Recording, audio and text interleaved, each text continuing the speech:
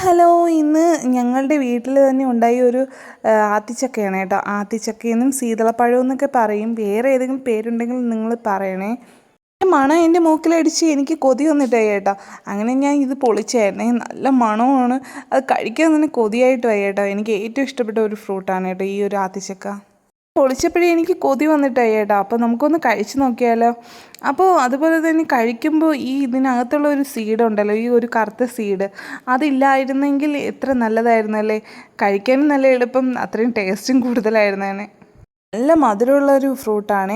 ചിലപ്പോഴൊക്കെ കിട്ടുന്നത്, ഞങ്ങളുടെ ഇവിടെ കിട്ടുന്നത് മധുരമുള്ളതായിരിക്കും, ചിലപ്പോൾ കിട്ടുന്നത് മധുരം ഇല്ലാത്തതായിരിക്കും കേട്ടോ.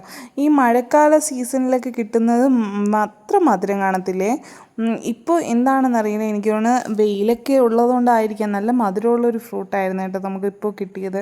കഴിച്ചാലും മടുക്കാത്ത ഒന്നാണ് കേട്ടോ ഈ ഒരു ഫ്രൂട്ടിൻ്റെ ആ ഒരു ടേസ്റ്റും ആ ഒരു മണവും. എന്നെപ്പോലെ ഈ ഒരു ഫ്രൂട്ട് ഇഷ്ടപ്പെടുന്ന ആരെങ്കിലും ഉണ്ടെങ്കിൽ കമൻറ്റ് ചെയ്യണേ. ഈ വീഡിയോ ഇഷ്ടമായി സബ്സ്ക്രൈബ് ചെയ്യണം, ഷെയർ ചെയ്യണം. ഓക്കെ.